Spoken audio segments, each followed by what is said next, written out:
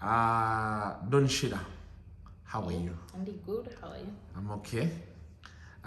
Tukwaniriza ku broadcast ya feno. Yeah. Tubale tuludde okulaba.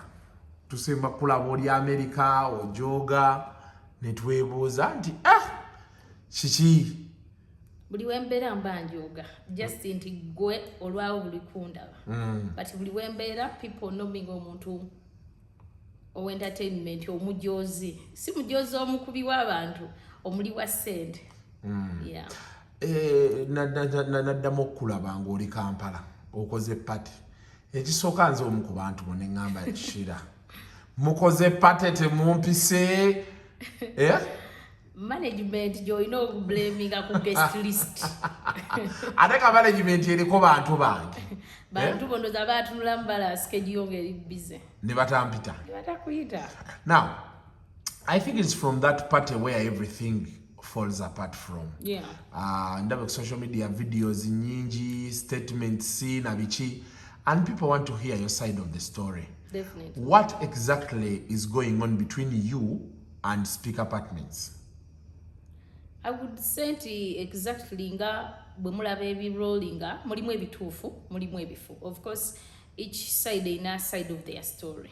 But nze ngenda kuwe yange according ku nga bwe kyemmanyi era kye nasemba okutegeera. Yes. So what is that? Side yo gituwe.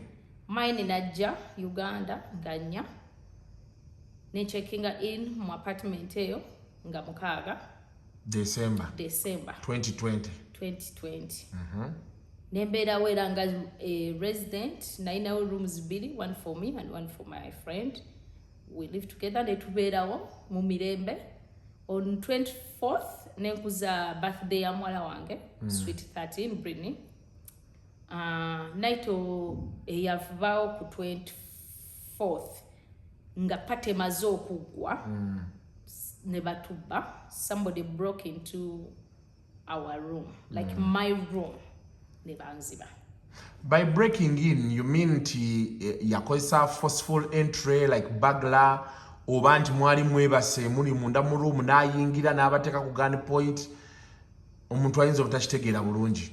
Yakozesa, according to the police, okugenda engeri gye baviewinga oluggi bakozesa forcefully entry. Bamenya mumenya eyawano e Uganda ne bamenya ne bayingira ne banziba. I was not home, nali ngenze kulya Christmas. But children were home nga bagaddewo bali ku swimming pool. Yes. Omuntu abeera ayagala omanya, from what you say, the police, what police kye yakulaga n'ebisigadde, do you get to know the thieves? How do you get to know the thieves? Because we've seen different stories flying around. Tuyiseemu in detail. Bakubba batya, mutuuka mutya ku point y'okuba nti obbibwa? Of course omuntu kati wano Uganda tosobola nti tosobola kubbibwa kuba ne Bulaya batubba. But okusula mu hotel nina ennyumba. But nsalawo nti bwe mazze nti ze kuwumula ne mekwebakawo mu nyumba yange okwa-avoidinga unwanted guests. Kuba Uganda abagenyi beetuma. Okitegeera. So when mbeera mu hotels, I feel like ninawo people we bakolera appointment. Tebajja buzzi kubanga baba tebamanyi exactly where you are. Bamanyi oli Uganda naye tebamanyi exactly. So but bangera omuntu wanayingira n'atubba where nti nali expectinga okusinziira ku level ya apartment eyo we nali nkoze eki we nali nsula according ne ku sente ze batusaba. Sente zaali meka? Hotel nagisasula $4,000. $4,000. Yes. For so a I full had month. 2 rooms in a $6 for a month. For both rooms. Eri ya 2 eno ya $1,000. Kati ne batuyingirira nga siriwo ne babba. I wasn't there, but nakuba essimu nga maze okufuna amalule nti batubbi. Ne mbuuza ku reception ne bangamba kituufu amalule tugawuliddeko. We are following up neki ne security system wano tulabe. Some people say that door was broken the day of your party, especially side eri. Egamba ne footage bamulaga nti omuntu eyababba mwali in touch naye nga mwemanyi bulungi mwogera munyumya side nanega nti olugi lwayonooneka n'ogenda okclaiminga nti the door is spoiled ne barurepairinga. They did repair it. They did. Era ne tuvaawo nga lulungi bamaze olukola nga lulamu. Kati omubbi nebaza Katonda nti nze mu footage sinawe ndabikira namubbi kuba nali sikola ki simumanyi. How do I get to know the mubbi? Kupate naita mukwano gwange abeera Amsterdam Shy nempita Kim Swagger and other people bonna abaaliwo.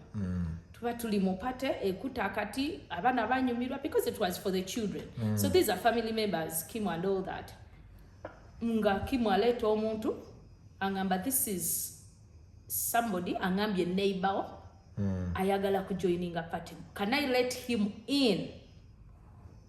Era mu footage ogwe bafulumiza omulaba nga Kim ali n'omuntu oyo boogera nga mugamba oh yeah no problem nga explaining angamba omubbi mu mutabani wa Peter Ojo simanyi Ojok ngamba buuza who is that kubanze sibimanyi nye ebintu bwe bityo manyi birala nga mamunge explaining ira mtata we ali wakabi omubbi bwa mugambi ngamba no problem nga muwa ekyokunywa kapate gena mas. That's how I met omubbi.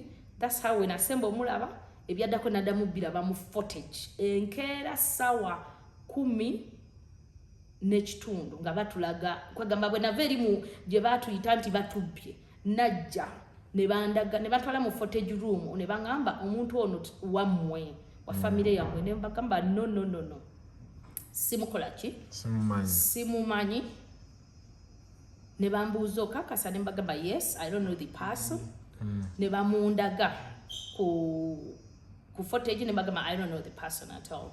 So but you had seen that person a night before. Only for that briefly eyomukwasa ekyokunywa nga nze hosti. Relationship yoyo muntu ne gwe bagamba nti sister we yali ki because bakyatachinze nnyo ku sister wo nti gwe wadiringa ne sister wo n'oli mwagala okubba bano. What's funny? They broke into the room. What's funny Kasuku? Nze samanya koti ne sister wange yagenda n'omuki n'omubbi. If it wasn't footage yali ku captured kweyo ogundi nange sali ikozechi sali tegedde mbu ne sister yakolaki. This is my sister fine but I don't think omuntu omukulu ali adult. She's older than me. I know consenting buli kyakola nti ngenda kulaba muntu ono ngenda kulaba ono amale kiyisa muki mu mikono gyange amale kimbuuliramu. But from what we discussing nze maze omubuuza nti olabikidde ku footage ono omuntu omumanyi kuba nze nali simutegere namulabira ku Kimu kati gwe wategera ti omulaba nangamba neddo omuntu yajjaawo mu kupate ng'era namwe mwamulaba nankwana nengenda naye ne tutuuka ewuwe yali afumbye ebyokulya mu luumu nga patawe etandise okubanga ebeera bize ne tulya nembeerayo naye. So I don't want to go in details kumwogerera kubanja kuba muwanze bigambo mukamwa ye nga yo muntu asobola musobola okufuna naye time n'ababuulira ye kyamanyi kuki kumubbi ono haside naye nganze siina wemanyi kumubbi siina we nali mmulabye era namulabako olunaku era nazzemu okumulaba nga police ekoze eki emu apprehendings. So police yasobola omukwata? Yes, we facilitated our team. After ebatubba speak yaleta lawyer waabwe bamuyita mwami wa Lusimbi ne bangamba tugezako okufuna omubbi but according how we see tulabanga omubbi yali part of you guys. Nembagamba nange sijja kukyusa wemba simanyi muntu mbasikola ki simumanyi this is how I met to the guy through this person and this nembagamba nti fena tunonye omubbi ne bangamba no we want you to facilitate tujja ku meeting along the way. So aba speak ne besamba okunoonya omubbi bonga bagamba gwe tandika bajja ku meeting along the way. Ne bagamba bamaze okunziba nze nyine sente ze babbye and all the items nga bwe nazisuuyinga lwaki mwe mugamba nze nsigale nga nfacilitatinga okunoonya omubbi ono ne bandaga nti tebagala kubeera part of it ne nnoonya omubbi. I myself I facilitated ne tunoonya omubbi after 5 to 6 days omubbi ne bamukwatira Arua ne bamuleeta e Kampala ne bampita okulaba nga yoyo according to the footage n'ekifaananyi kye nali nfunye kye yali yeekubisizza n'abantu. Okay, now this is where the drama begins. Ng'omubbi amaze olabika. For starters, aba apartment bo bakkiriza nti oluggi baalumenya. To the beginning, do they accept? Yeah, to the beginning they did, and by treating okay as ennaku nga bamaze otubba batufaako ne batuwa ne mbagamba sigenda kusula mu room gye batubbyemu. It's still a crime scene to me ng'omuntu abeddeko ebulaya omwozeeko amanyi something like that. Nenjigano gisulamu ne bampa room endala which I paid for. Eyaliwezezza room eyakumeka. So they didn't transfer you nti sente zeeri katukuwe room endala ku rate eyabadde eri. Era bangamba rate endala ne bantwala mu room ey'okulala ku 7th floor. Wano wali ku floor ki? Nali ku 1. Nengenda nesula eyo ennaku 2 until when the police cleared the crime scene. Era bwe yamala okirialinga hotel nejja okukirininga all the mess because omubbi yaleka ayiye buli kimu mu room nga those videos bwe mwazira because nezo video sinze nazikwata because I wasn't at the scene. Abaaliwo be nalekera abaana be bakola video ezo ndowoozo ojja zituwaako omuntu alaba video eno asobole okulaba ku videos ezo ezimu n'ekyali kigenda mu maaso. Now so nga tunabagenda mumaze okukwata omubbi, there was a rumor that they don't know you never booked in, it's not you who paid to be at the place n'ebisigadde. You know, it's very bad omuntu okugamba mbuno gundi tamumanyi ngate omuntu yali ayogeddeko naye. I'm not a fool and siri nange muntu nti nsobola okwagala okwerabisa nti gundi tankolerangako kino oboono nga nzijjawo hotel nasoka kwogera na mwami bamwita Sanjeev. I guess he's the manager of the hotel. Nampa ne wensasula ngenda kuwa screenshots nkuwe ne account ze yampa okuteekako ki sente. Bwe sente ezo yali azinsaba ne mugamba nga tumaze okwogera how I'm gonna pay and all that. Ne mugamba sente zino njagala okufuna receipt zaazo. So I believe ngenda kufuna sister wange ajja aleete ki sente in person because it was a lot of money okuwa omuntu ezo sente ku simu nga seka kasoba gwe njogera naye ye manager oba si ye. Olwo kyali bweru otuusi. Nakyali America, that is November. Kati ne muweereza nampa we basasula bagita MTN Momo. Nga sijimanyi najimanya abakuwa code something no transferring ako sente. Twagenda transfer njagala transferring ako sente nga rate zaabwe ziri waggulu exchange rate. Kati nengamba let me just transfer the money ku sisters phone afune exchange yaleete ku exchange ya outside. Ezo na message nzina nga njogera ne mwami Sanjeev but I don't think nti byonna bye bayogera bakyanzijukira.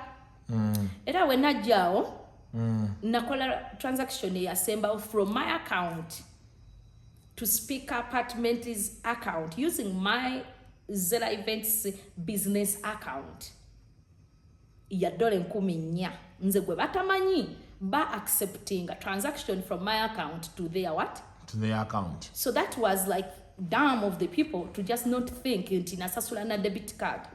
And some people better go kubera nga better educated. If someone makes a transaction eyakuva ku account ye kitegeeza omuntu oyo yaba akoze ki transaction. Singa baali bagate bamanyi baali badde bagamba no sister we yaba akola ki yaba akola transaction. Not only that, even the receipts ezasooka sisters yasasula, guess what? Ziri mu manya gange. So ibaga nti tebamanyi. They are just intibali less informed of the people. Either management ebawa information enfu okugezako kwetaasa basigaze emirimu gyabwe. But ate nze gwe banyigiriza ku kisenge nyinamo information than the management bana abanene abakulu beze bali receiving. So one of the people abo alimba munne. Either management erimba bakama baayo oba bo bennyini bebeerimba bonga. Now oyogedde ku bintu kuba kati awo tubuildinga okujja where the query comes from. We have I'm of the assumption nti time eyo yonna yonna mwogera bulungi mutegeeragana bakulaga biki kati awo wali omaze bagamba ebintu bye byabula awo time eyo yonna because ku police after omwana ono okujja that is when everything came to the media na WhatsApp group jendimu nawulira labanga donzera ate yechanza atakoze eki then wetwaddamu laba ate yalese fake money so kyenyagala obuuza nti time eno yonna before omwana oyite bannamujja gye bamujja nga bacooperatinga bulungi nga you've made it known to them nti kikina ekyabula. I did not even report nti no banzibye omwana gwe naleka a babysittinga sister wange little one ye yasanga nga room bagikoze ki bajime nankubira na mami Brittany ndopye wansi but I think somebody batubye the stuff is not there and the senior Brittany sigira iPads z'abana bazibye na kino na mentioningako ebye yali alaba ebyamangu na limitiana I had to rush nenkomawo twatuuke Kampala satukira na mu room natuuka mbabuuza watekwa kuba waliwo ki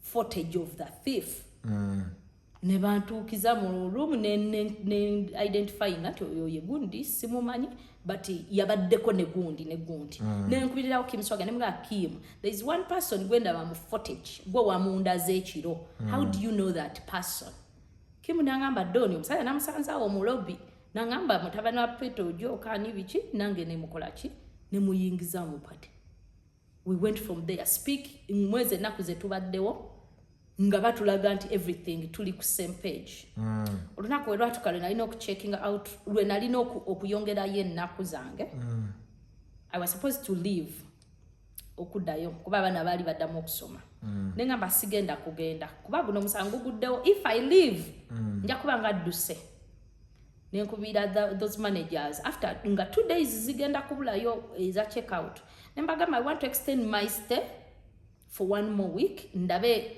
omusango bwe gukola ki bwe gutambula manager nangamba I will get back to you bamwita Nimesh one of those managers nangamba I will get back to you let me see what tulinawo whatever enkera we naja ne mugamba how far because njagala kusasula tulabe nti tugena maso n'okunoonyereza guy ngangamba ati you know what twayogedde n'abakulu bagambe muno you can't extend your stay wano because erumu twali twagigabira dda abantu abalala nembagamba mwaddira omubbi awo we yanzibira yali guest waabwe first of all omubbi bamuteeka ku floor kwe twali ng'asula mu 110 nze nga nsula mu 107 ebyo byonna mbi finding out kweyo dde gye batubba nti omubbi neighbor yasasula one night from them nga be babingamba nti oh my god this person yachekinze in ne bandaga ID ye unfortunately yabawa ID ngere eri fake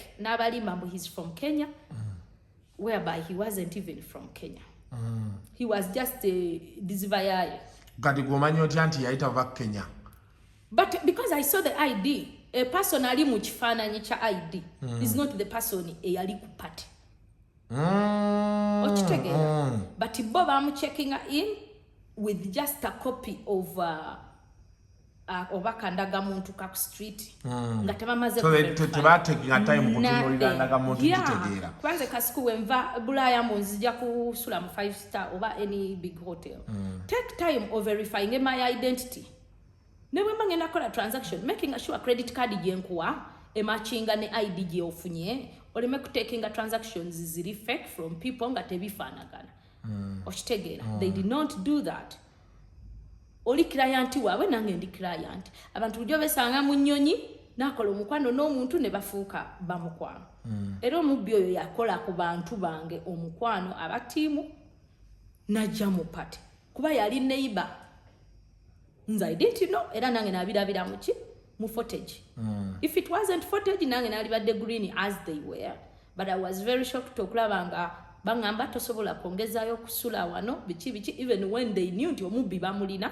let the police and the sides or whatever take the investigations tulabe ani yamutuma babagamba nti omubbi yali wange bamulina omubbi si kasiru asobola okuga nti nedda nze Doni ye yampita nandeeta oba muntu wati ye yampa omulimo nga ali behind Donzena. Omubbi bamulina kyenjagala kyokka. Njagala bakolagane n'omubbi oyo n'ebinoonyereza by'eddembe n'ebinoonyereza bya security ebiri wano. Omubbi ababulire exactly. Now, omubbi bamukutte, bamujjawa. Bamujja Arua. Olwo baani abamuleeta? Poliisi ye yamuleeta. Gy'obadde facilitating. Thank you so much. Paka wa? Paka wano Kampala kweyo police post eriranyawo wansi. Jinja Road. Yes. Aha. Kati baatuuka bamujjako biki like because kati otuwulira we wava obuzibu. Bamukwata ne ssente eziri fake. Yeah. Ne baga nti ze ssente zo.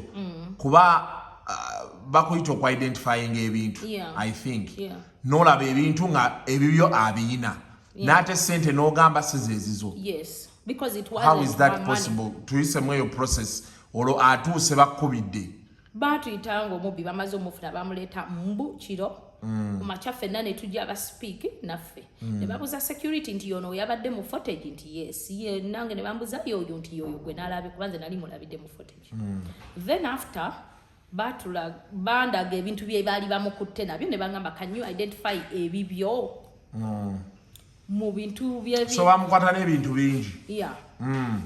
Ne bandaga bye baali bamukutte nabo. Mwalimu essimu yange iPhone. Nga mulimu Air Britney. Mwalimu n'akasawo katini nnyo ka black nali nakateekamu masaawa. Nako ne mbagamba kano nkamanyi n'essimu nzikola ki? Nzimanyi ebisigadde sikola ki? Sibimanyi. Nenzirayo ku apartment era nenkiringa. Kuba omubbi baalimu. Nensanyuka nti omubbi bamukoze ki? Bamulina ne ninda atulage chain of other people be yabba nabo. Because that's what they told me. Kati ono tumufunye yagenda okutubulira abantu abalala abalabikira mu footage nga bafuluma mu room ye. Nebagamba well and good. Kirungi ka start list tumusanze n'ebizibiti. Nange byene kakasa nti bino ki byange. Unfortunately nagenda okulaba nga speaker parliament promoting a propaganda. What I call rubbish. Okitegere. Kulwange kisiru nnyo nti batuuka okukola omulimu gwa poliisi bo ne baguyingiramu bakole ki? Bagukole. Nga tonagenda eyo. Yeah. How do you get to a point nti bagamba waina fake money? Did you tell them the amount of money that had been stolen from you? Nze nabulira police sente zanzibwako. Speak tewagigamba. I wouldn't tell them kubanga si basirikale.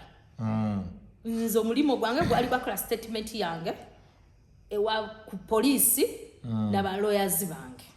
Era that's what I did. I made a statement ng'omuntu nti nze muwaabi ku police nemmala nensuinga speak for negligence. Oba oluzungu ndogedde bulungi kwegamba obulagajjavu bw'okuleetinga kirayanti waabwe okunziba because omubbi kirayanti wa speak. Kati bo point we refuting nti no, that money was fake. Nga muli ku poliisi oba nga muvuddeyo? Nze mbiraba ku social media. Kuwabiraba? Nze speak tempitangako kungamba nti kino kyetusanze. Nze mbiraba ku social media era mbiwulira buki? Buwulizi. That's why I don't respond. Kubanga mbiraba bulabi, mbiwulira buwulizi mawulire. Nze omulimu gwa poliisi nagugikwasa. Bwebe njagala to go make a statement. I'm here. So you totally don't know. I don't. You've not heard from them? No. Refuting any allegation about the money? Nothing. All I see is their managements and all those evil bloggers upcoming banjogerako, which is okay with me because manyo mulimo police ya Uganda njesige ekola omulimo ki gwayo. Atalina musanga atya police kasuku. Onsanze ndi wano bulungi nchiringa ndabika bulungi kati boy babanga be stressinga no kujagala okola omulimo gwa police. Let them do that. But to me, I'm not gonna run away.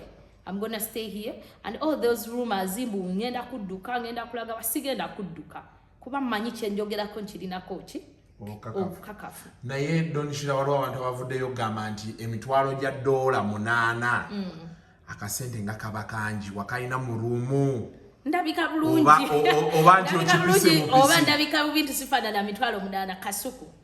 Listen to me, let me first give you something. Ndi mukazi omukozi singa nali sisobola kubeera mitwalo 8 nali badde sobola kusasula kakaaga omwezi. Let us do the math. Dola kakaaga zisene mmeka omwezi? Basi maana nyamba kawo. Dola eri ku 13 ekitone ze miliyoni nga 2 ekitone nnyo. Bwe masa okusula ewantu omwezi gumu miliyoni 2. Nenninye nnyonyo okuva America nentikka famire yange mutwalo gumu ogwa dola business class. Mukwano bye boogerako nti omuntu bw'aba mwavu gwe ng'oli mwavu to reflecting bwavu bwo kubalala. Bw'oba n'ennaku yo guma n'ennaku yo. Baba emitwalo gya dola 8. Kasuku, that is pocket change. Wanji? That is pocket change. Emitwalo 8. Kati bwe mbanga nali siziweza lwaki banzikiriza osulawo? Kuba baligambye nti ono tajja mu level ya kusula wano wa bbeeyi nnyo. Naye nasulawo ndya nywa ina family nkola pate you know. Salinya bodo okuva America nalinya tickets. And guess what? I have a house in Los Angeles which I still pay bills to. I have a car, no one on your motoke etali emu etali bbiri. And I have a team, my employees. Ate nali akatukano ne flying ngende w'omwami 2 days. Nengende Dubai, nenkola businesses zange nenkola ki. Obuzibu bw'abana Uganda nti they underestimate people. That's why kami katono kagaira mitala wa muka. Don't think nti omuntu omugaga agenda kuveringa munene giant. There are many people nga musaizi batono naye nga bagezi balina obwongo ate balina sente. Not everybody nti agenda kuvaayo aberenga bowe basuubira okubeera. No. Baba nange nawulira 8 n'ensooka njugumira neŋŋamba bannaye kiki ekigenda mu maaso neŋŋamba 8 gubaddewo abaana bano ne batankubira kasimu ng'olaba bava ku podium your problem. Naawe wakola podium. Okay, I can see that. Well, explanation gyowadde about the 80,000. Well, buli omu alina ssente abantu buli omu amanyi baakwatamu ekintu kye.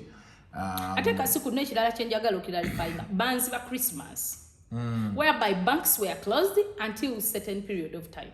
Nali nakadde okuva ewa bange okitegeera nga nze ne ssene zange nina businesses wano nga of course sisobola kugerushinga ku Christmas lunaku lwa Christmas ntwale ssente zange mu bank nga sisobola. Kati Christmas waliyo bank ebenzigulo ba ku New Year's ziba nzigale omubbi yansanga mu time yange yakuwummula. But $80,000, man.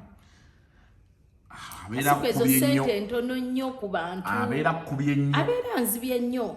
Era nabo balina n'okunnyongera, balina n'okundiirira olwagenda mu stress ya ssente. Naye kati twalaba ebipapula simanyi. Financial Intelligence Authority ekuyiseeko Internal Affairs, American Embassy kwa twalaba abawandiikidde ekipapula ekyagenda ku social media nga bawandiikidde Financial Intelligence nti olina ebikyupuli ogenda obitambuza ne bakopingamu was it EU? I'm not sorry, I don't remember. Ne bakopingamu American Embassy. I think nakugambye ekimu nti ndi Uganda. Siri ntino ndi muntu ntino sisobola kutuukibwako. Embassy nze ndi mukazi mu America. Embassy bw'eba ennoonya emanyi address yange ey'Ebulaaya ne wano bamanyi nti wendi kubanga bamanyingira mu Uganda nsasula visa ne mbabulira wengenda okustayinga. I'm not here nti bamanyi wendi era bajja kola ki.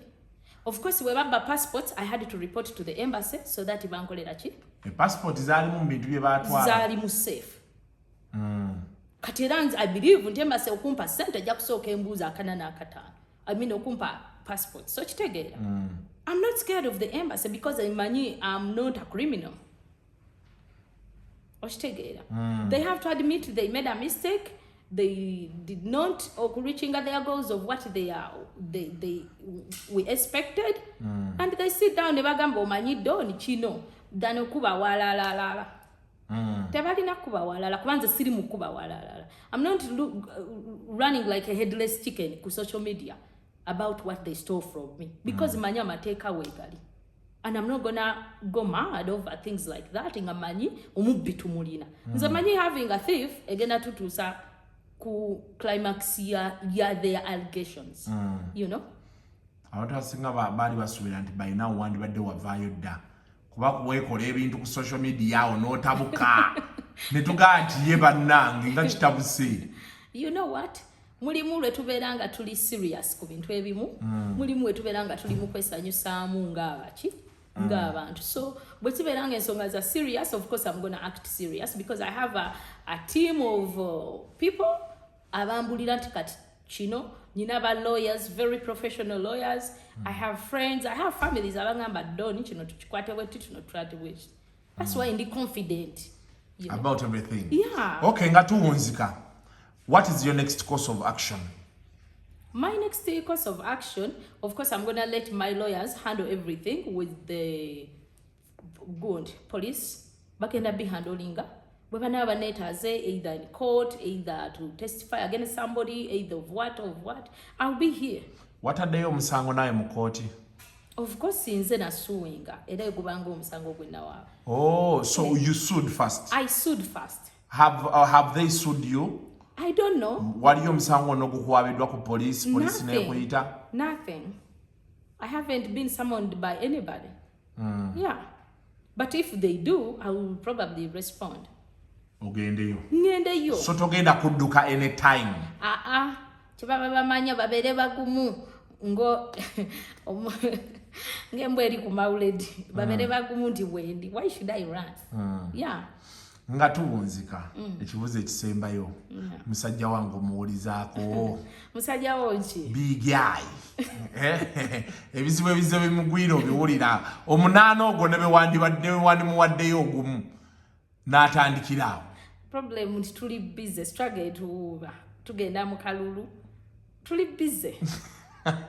But when I nfunye obudde nga nschedulezeyo ka time nsobola omuwulizaako ng'omunayuganda munnange. Naye nga mu lobiri mwabivaako. Tuli busy kasuku tuli kuza abaana. Abaana baagala pizza, baagala KFC, ate nga nzira baagala gendako mu swimming pool nga nzirawo nnoonya omuntu omukulu ali above 18. It's not worth it. But we musango munayuganda munnange so mugamba owaye jambaawo okitegeera. Simu bubi. Wabula bannaye. Osoberwa. Tweyanza nyo tweyanzege.